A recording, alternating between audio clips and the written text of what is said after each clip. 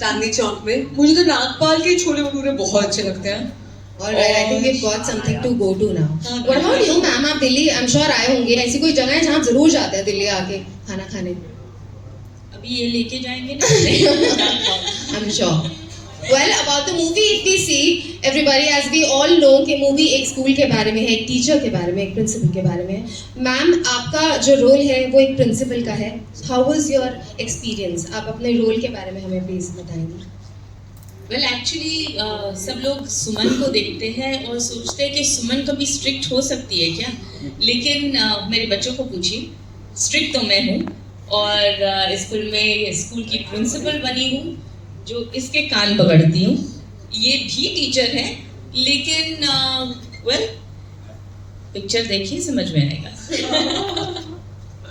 Alright, moving on to you, Radhika. Radhika, हमने आपको काफी मूवीज में देखा है. In fact, starting from your very famous serial soap opera, you were fabulous and everybody knows you from that role now.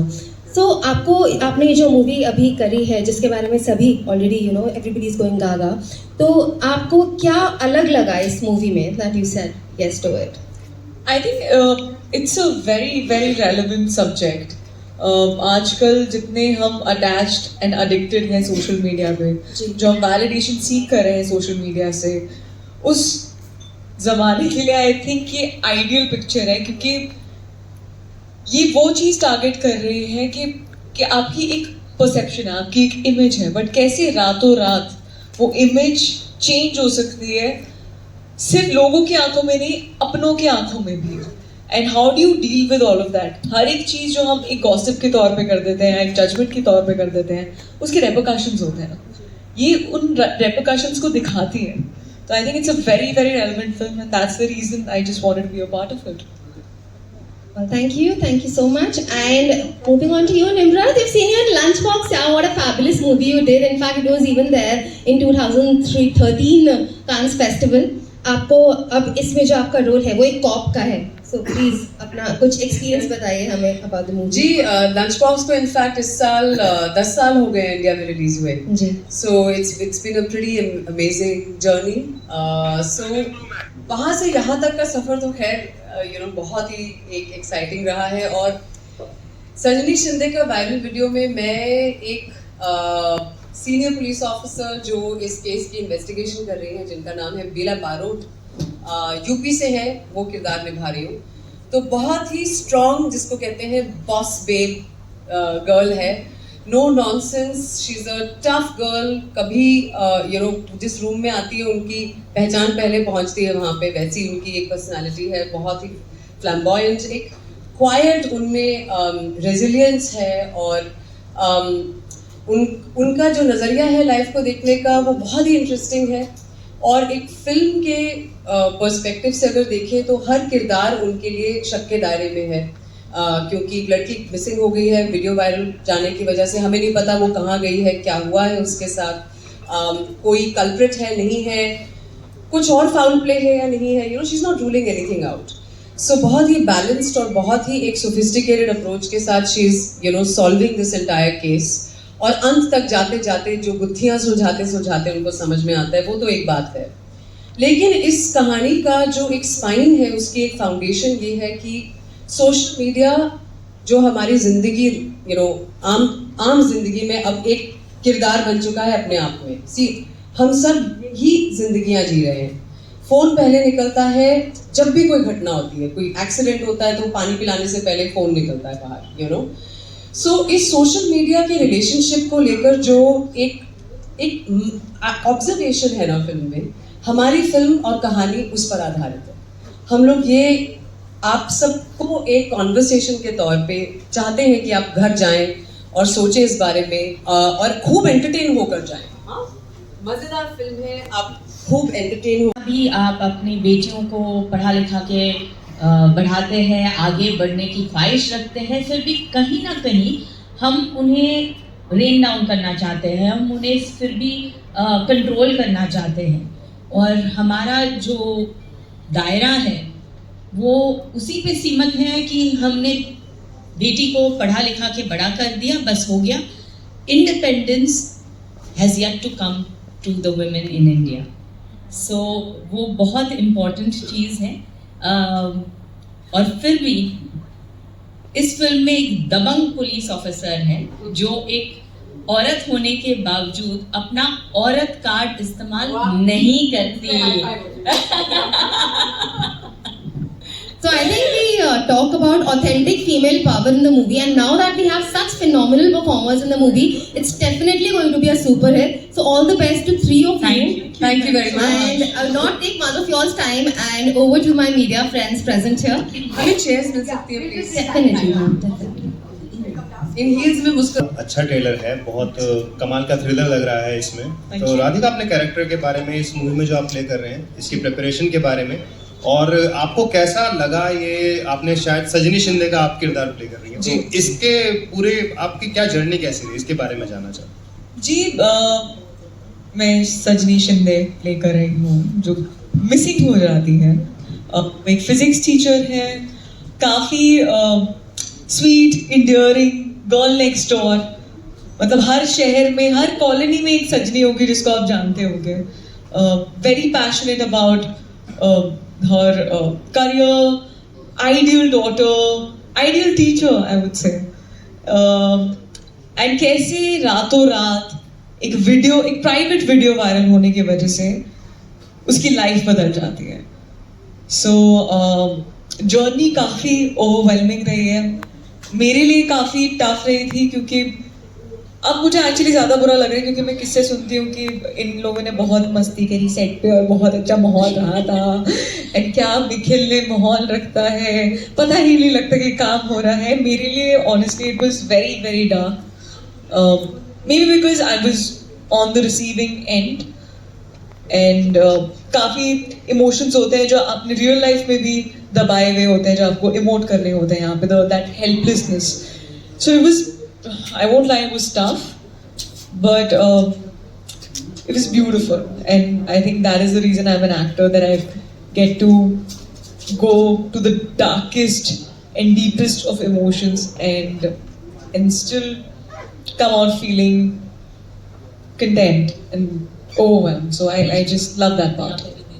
Thank you. Hello, this side Bharti.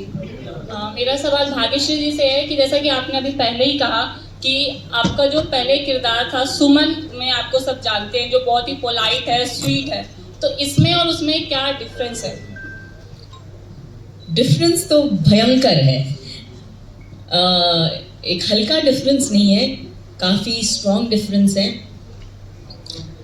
इस film में मैं principal का किरदार निभा रही हूँ, जो इनके स्कूल की प्रिंसिपल हूँ, और काफ़ी कंट्रोलिंग हूँ।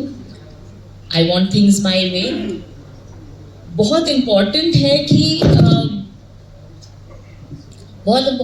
कि हम हमारी संस्कृति से जुड़े रहें, लेकिन उस हद तक नहीं जहाँ पर वो संस्कृति की आड़ में हम किसी को इतना नीचा दिखाए और इतना बुरा ठहराए कि इसके साथ जो फिल्म में हाल होता है वो हो जाए। आजकल हम बहुत देखते हैं कि cases of depression, anxiety, mental trauma, ये सब जेन ज़ी फेस कर रही है, और वो इस वजह से कि जहाँ पर माँ बाप होते हैं वो एक सीख देते हैं बच्चों को, वो सीख पालन करने का आदेश देते हैं, बच्चे भी वही चाहते हैं, लेकिन जब वो ज़माने में खुद अपने आप अकेले जाना चाहते हैं और जीना चाहते हैं, तो ज़माना बहुत अलग हो चुका है, बहुत बदल चुका है, और दोनों चीज़ का बैलेंस करना उनके लिए बहुत ज़्यादा मुश्किल रहता है, और इस वजह से काफ़ी प्रॉब्लम्स होती है जो इस फिल्म में आपको नज़र आएगी। Hi all of you, this is सॉलो from Bharat 24। एक ट्रेलर में बहुत ही दमदार डायलॉग है, औरत वो आधार कार्ड नहीं जहाँ आप जाओ वहाँ चला लो। और मैं यही जानना चाहता हूँ, बिकॉज जिस तरीके से हमने देखा है कि चाहे OTT हो चाहे बॉलीवुड हो, उसमें जो वुमेन, जो फीमेल एक्ट्रेसेस हैं, they have taken a front seat. और देखिए ये सबसे बड़ा एग्जाम्पल है, आप तीनों को देख रहे हैं, तो आपको लगता है कि धीरे धीरे परसेप्शंस जो हम देखते थे मेल स्टार एक फ्रंट सीट पे है, वो ड्राइव कर रहा है पूरी कहानी को, लेकिन अभी things have changed, perception has changed, and we can look three of you sitting in front of us carrying the story powerfully, strongly in front of us. तो आप कैसे देखते हैं चीज़ों को, perception को, जो बना था, जो टूटा, और आज एग्जाम्पल आप सेट कर रहे हैं? I think films are a reflection of what our society is. और आज जैसे हम देखते हैं, कोई भी फील्ड में आप देखिए, हमारे फिल्म इंडस्ट्री में देखिए, पहले it was a male dominated field only, लेकिन आज हम सेट पे जाते हैं तो डायरेक्टर भी फीमेल होती है, सिनेमाटोग्राफर भी, मेकअप आर्टिस्ट होते हैं, बहुत सारे असिस्टेंट्स जो होते हैं वो फीमेल्स होती हैं. So I think the society has now accepted कि औरत सब कुछ कर सकती है, साथ साथ में घर संभालते हुए भी, because we are caretakers essentially, लेकिन बाकी सब भी कर सकती है. So in that perspective yes, yet I wouldn't say that it's a very feminist film, वो चीज़ नहीं है. जैसे हमने पहले ही कहा कि एक संस्कृति को मेंटेन करके हम जो कर सकते हैं इस दायरे में रख के वो हम लोगों ने किया है, and that has been very pronounced by Bela Barod's character. वो आप सुनाइए आगे. कल किसी ने मुझे बेला बारूद कह दिया था. which is apt.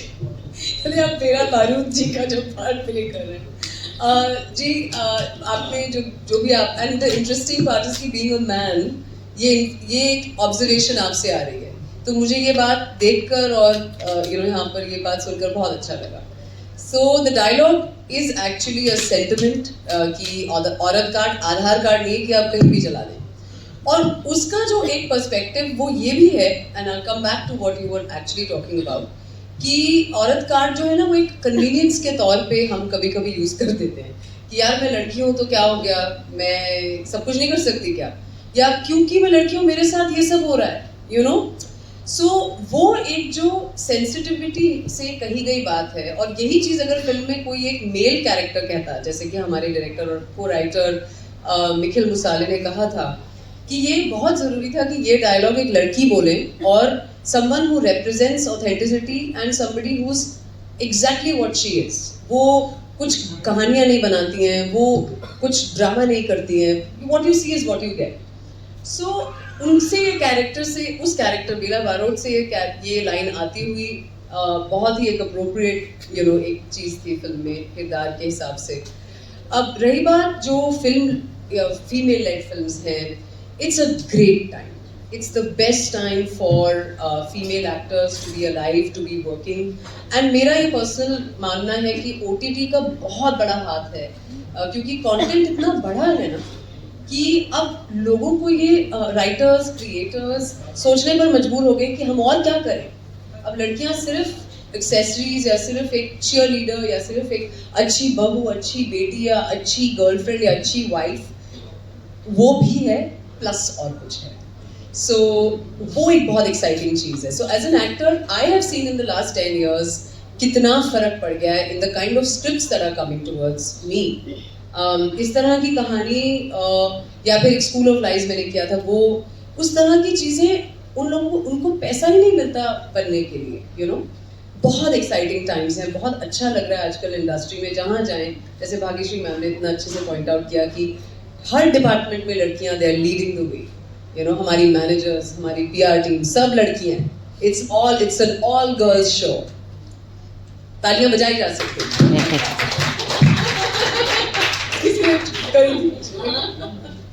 Good afternoon. I'm the side on the right hand side. Hi. The question was to Nimrat, but with all the lovely ladies. So my question was to Nimrat. How has it been your journey from SRCC to this day of being a cop? What a lovely question. I'm about to go to SRCC in some time. It's unthinkable, sir. क्योंकि SRCC में the right thing to do there is to become a chartered accountant or a CFA or go to LSE or IIMs. उसके बाद मतलब ये अपने आप से कहना कि शायद मुझे एक्टिंग करनी है. मेरी मम्मा भी आई हुई है आज यहाँ पे. हाय मम्मा. सो मैंने जब मम्मा को ये बताया कि मम्मा मैं बॉम्बे जाना चाहती हूँ, यू नो वहाँ पे शायद देखना चाहती हूँ कि शायद I will be able to make some money, so बहुत घबरा गई थी, बहुत परेशान हो गई थी, राइटली सो। मैंने अपने आप को 6 महीने दिए थे कि 6 महीने में अगर रेंट कमा पाई, थोड़े पैसे जुटा के दिल्ली में कॉलेज में साइड में काम, थोड़े यू नो एंकरिंग गिग्स करके, और कुछ 60-70 हज़ार रुपये मैंने जमा कर लिए थे, मुझे याद है बैंक अकाउंट, बहुत बड़ी बात है। सो अरे 2004 में बॉम्बे आके 6 महीने दिए थे मैंने अपने आप को। सो 3 months में कुछ यू नो म्यूजिक वीडियोस आए, तेरा मेरा प्यार, if you all have seen और रिमेंबर, एंड एड फिल्म्स बहुत सारी करी। सो उसके बाद फिर थिएटर किया, क्योंकि लाइन सीन्स पढ़ने नहीं आते थे, कुछ आइडिया नहीं था सेट क्या होता है, सिनेमेटोग्राफर कौन जनाब होते हैं, क्या होता है डायरेक्टिंग और ये सब। सो थिएटर में कुछ काम किया मैंने, बहुत दिग्गज मराठी इनफैक्ट लोगों के साथ। Sunil Shanbhag sir is one of them, he is my mentor. उसके बाद फिर लंच बॉक्स आई, और लंच बॉक्स ऐसे समय पे आई जहाँ शायद वहाँ तक आते आते मुझे भी श्योर नहीं था कि आगे मैं कर पाऊंगी कुछ की नहीं, या कब बैग बंद करके वापस जाना पड़ेगा दिल्ली और देखनी पड़ेगी चार्टर्ड अकाउंटेंसी कि कुछ कर लो बेटा अपने ग्रेजुएशन के साथ। मेरी मम्मा भी मुझे पूछती थी कि बेटा ये कब तक करना है, हाँ बहुत हो गई हॉबी, अब कुछ नहीं, आई लव यू। सो जब लंच बॉक्स आई तो फिर इरफान सर का आना फिल्म में, नवाज सर का आना, मैं थोड़ी सी फिर सीरियसली लेने लगी फैमिली में। और उसके बाद का तो खैर यू नो यहाँ तक का सफ़र तो is another long journey. It's been really God blessed. मुझे बाहर कितना मौका मिला है काम करने का, Homeland and other such shows and things, it's been really God blessed. And इस तरह की फिल्म जहाँ पे एक फीमेल कैरेक्टर को, इफ़ आई मे से, कि जैसे बच्चन साहब के लिए डायलॉग लिखे जाते थे ना, मुझे ऐसी फील आई, बहुत मज़ा आ गया। सीरियसली इतना मुझे मज़ा आया है ना, मैं वो जैकेट कुर्ता और वैसा वो एक बोलते हैं ना स्टाइल लेके अपना कमरे में आके और कुछ भी बोल रही है, कुछ भी कर रही है, इंटरोगेशन है, she owns the room you know. So उसका जो एक सर कौन सा वाला, औरत कार्ड वाला तो हो चुका, वही वाला चलिए। ये औरत कार्ड आधार कार्ड नहीं है कि आप कहीं भी चला दो। So yeah, it's been really God bless. Thank you. मेरा Question. Hello, we'll be taking up last 2 questions now. Hello, hi Radhika, this is for you. आप इसमें सजनी सिंधे का किरदार निभा रही हैं, तो राधिका और सजनी सिंधे रियल लाइफ में कैसे अलग हैं? जी बहुत अलग है, बहुत ज़्यादा अलग है, पोल्स अपार्ट है। I think Sanjini is way more innocent तो मैं भी हूँ यार। innocent तो मैं भी हूँ। She's just way more sensitive, vulnerable, थोड़ी meek है। मैं दिल्ली की हूँ, मैं तो बस बोल देती हूँ फिर सोचती हूँ, तो आई थिंक उसमें एक नाजुकपन है, वो एक फूल होता है ना कि ज़्यादा टच नहीं कर सकते, तोड़ नहीं सकते, बहुत नाजुक है वो। एंड उसी में उसकी ब्यूटी है। I think as an actor भी वो चीज़ एक्सपीरियंस करना, मैं एक्टर बनी ही इसलिए हूँ क्योंकि मैं एक लाइफ से बोर हो जाती हूँ, तो अगर मेरा कैरेक्टर मुझसे पोल्स अपार्ट होता है या बहुत दूर होता है, मैं कोशिश करती हूँ कि मैं वही लाइफ जीऊँ। तो आई थिंक सजनी मेरे लिए वो है। Nimrat, one question for you. Hi. आपने लंच बॉक्स में जो किरदार निभाया है वो एक बहुत ही नॉर्मल लड़की का है जो प्यार के लिए तरसती है, और ये जो किरदार आपने निभाया वो बहुत अलग है, एक बोल्ड लड़की है। प्यार के लिए तो वो भी तरसती है। बिल्कुल, लेकिन आप वहाँ पे थोड़ा सा आप एक वाइफ का किरदार निभाती हैं और थोड़ा सा लाचार दिखती हैं, तो इन दोनों को आप कैसे जज करती हैं? जी बिल्कुल, बहुत ही ज़्यादा अलग अलग लड़कियां हैं ये दोनों, ईला और बेला। ईला से बेला तक का सफ़र हाँ बहुत अलग है। देखिए ईला जो थी, she was a very quiet, introverted and an inconfident person, you know. उनको डर था कि उनकी ज़िंदगी से अगर उनकी घर गृहस्थी ले ली जाए तो उनकी अपनी आइडेंटिटी शायद कुछ नहीं है। पर एट द सेम टाइम धीरे धीरे करके ये जो एक उनकी लाइफ में एक अनरिक्वाइटेड लव स्टोरी आ गई, उसकी वजह से उनमें एक होप और एक ड्रीम्स और एक फ्यूचर की एक जो अंदर एक होती है ना कि उनकी एक ख्वाहिश जागी, सो आई फील लाइक वो उनकी दुनिया थी, वो चार दीवारी में रहती थी, and that's a very different kind of a character. Bela Barot is a firecracker, पटाखा लड़की है, उसको कुछ भी सामने आ जाए उसको कोई डर नहीं लगता. शी इज फियरलेस, वो अच्छों का बैंड बजा देती है. उसकी प्रेजेंस, उसकी जो गेज है वही बहुत है. उससे हर कोई डरता है आते जाते. वो एक बाहर से सख्त बट अंदर से नरम लड़की है. आप उसको उसकी पर्सनल निजी एक पॉइंट ऑफ व्यू देखेंगे. She is very sensitive, she understands exactly कहाँ क्या हो रहा है, सजनी की फैमिली के साथ क्या हो रहा है, उसके मंगेतर के साथ क्या हो रहा है, कौन कितने पानी में, वो शायद आपको थोड़ा सा मुश्किल समय देगी with her exterior, but on her own she knows exactly आपका सच क्या और आप कहाँ पर हैं. सो वो पटाखा, बेला बारूद. Well, thank you so much everybody for joining us. धीरे धीरे, लेकिन आज भी उनका जलवा बरकरार है. हम लोग बात कर रहे हैं कि महिलाएं भी उतनी ही मजबूत हैं, लेकिन सलमान खान का जलवा आज भी बरकरार है. लेकिन जितनी हीरोइनों के साथ उन्होंने काम किया, कुछ तो धीरे धीरे बिल्कुल गायब ही हो गई. कुछ हीरोइनें ऐसी है जैसे कुछ काम कर रही हैं, बीच में आप बिल्कुल गायब हो गए फिर भी आप काम कर रही हैं. तो क्या आपको नहीं लगता कि महिलाओं के मामले में बॉलीवुड ज़रा बेईमान है? देखिए, जैसे मैंने पहले ही कहा कि our films, Indian films reflect society. जो हमारे देश में है वो फिल्में या डायरेक्टर्स या राइटर्स उससे इंस्पायर होकर कहानियाँ लिखते हैं. तो हमारा देश अभी भी ये मानता है और अभी भी ऐसे चलता है जहाँ बाप, भाई, बेटा, इन लोगों की ज़्यादा अहमियत होती है, ना कि माँ, बहन, बीवी.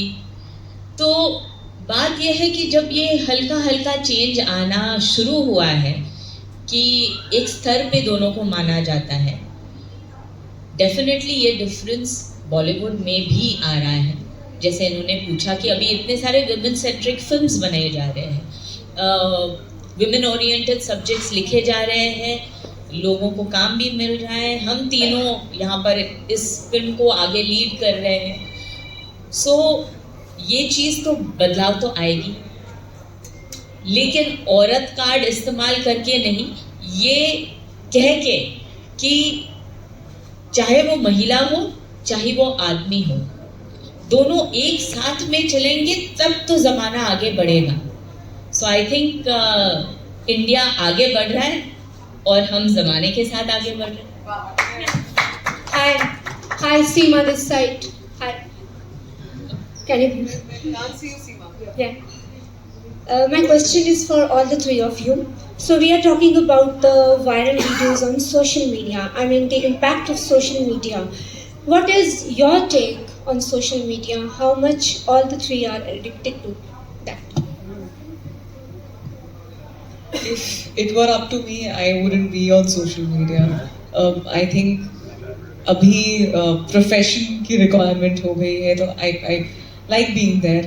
But I think मैंने सोशल मीडिया को एटलीस्ट अपनी लाइफ में उतनी ही इम्पोर्टेंस दी है जितनी देनी चाहिए. मेरी वैलिडेशन जो खुद के लिए है वो सोशल मीडिया से नहीं आ सकती, क्योंकि एक दिन मैं बहुत बड़ी स्टार होंगी, दूसरे दिन मैं नहीं होंगी. एंड परसेप्शन हर हफ्ते बदलता है. हर हफ्ते कोई ना कोई स्टार बना होता है, हर हफ्ते किसी ना किसी को गालियाँ मिल रही होती हैं. तो मैंने लाइफ में ना बहुत जल्दी सीख लिया था कि कभी भी अपने से बाहर जो फैक्टर्स हैं ना उन पे ध्यान नहीं देना है. हमेशा उस चीज़ पे फोकस करना है जो मुझसे कोई नहीं छीन सकता. आई थिंक मेरे लिए वो मेरा क्राफ्ट है, मेरे लिए वो मेरा कैरेक्टर है, एंड एक्चुअली मेरी फैमिली भी है. मैं काफ़ी ग्राउंडेड फील करती हूँ जब मैं अपनी फैमिली के साथ रहती हूँ. तो हमेशा मैं वही मोमेंट्स चेस करती हूँ. बट मैं ये बिल्कुल बताना चाहूँगी कि ये हमेशा से नहीं था। कुछ टाइम आया था जहाँ पर मुझे बहुत प्रॉब्लम फेस हुई है कि जब मैं सोशल मीडिया पे जा रही हूँ, कोई बुरा कमेंट आ रहा है या आर्टिकल्स छप रहे हैं, so you just feel helpless at that point कि आप किन किन लोगों को एक्सप्लेन करें। मोर देन दैट, अगर आप खुद को भी संभाल ले, आपकी फैमिली इफेक्ट हो जाती है, आपके फ्रेंड्स इफेक्ट हो जाते हैं, क्योंकि कहीं ना कहीं अगर आप उनकी प्राइड हैं तो आप जो बोल रही हैं, आपके बारे में जो छप रहा है, वो उनको इफेक्ट करेगा ही करेगा। So it took all of us time to adjust to all of this, since none of us are from the industry and we had no idea about it. But now I would like to say that we have created a safe distance from social media. बहुत अच्छे तरीके से use होता है and वहीं तक रहता है। I think social media is a double edge sword. तो या तो आप उसे अपना नौकर बना के रख सकते हैं या अपना बॉस, ये आपके हाथ में है।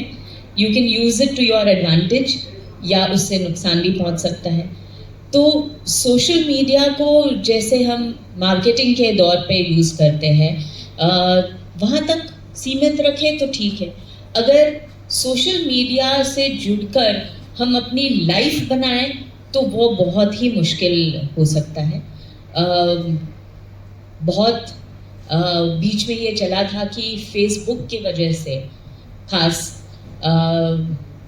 लोगों को ये मौका मिला कि दूर के जो रिश्तेदार थे या दोस्त थे जो कई सालों से मिले नहीं, उनसे मिलने का मौका मिल गया। तो that was a good part of social media. पर ऐसा भी हुआ जहाँ पर ट्रोलिंग के कारण किसी ने अपनी ज़िंदगी खराब कर दी, बर्बाद कर ली, या फिर इस दुनिया को छोड़ के चले गए। तो जब इतना असर आप पढ़ने देते हो सोशल मीडिया को अपनी ज़िंदगी पर, तब बहुत मुश्किल होता है। जैसे मैंने पहले कहा कि आज के दौर में मेंटल हेल्थ इतनी इम्पॉर्टेंट है। तो मेंटल हेल्थ, जैसे राधिका ने बहुत सही कहा कि मेंटल हेल्थ को सही रखने के लिए अपने आप में आत्मविश्वास होना चाहिए। You should be confident, you should believe in your self, and you should not require validation from people outside of you.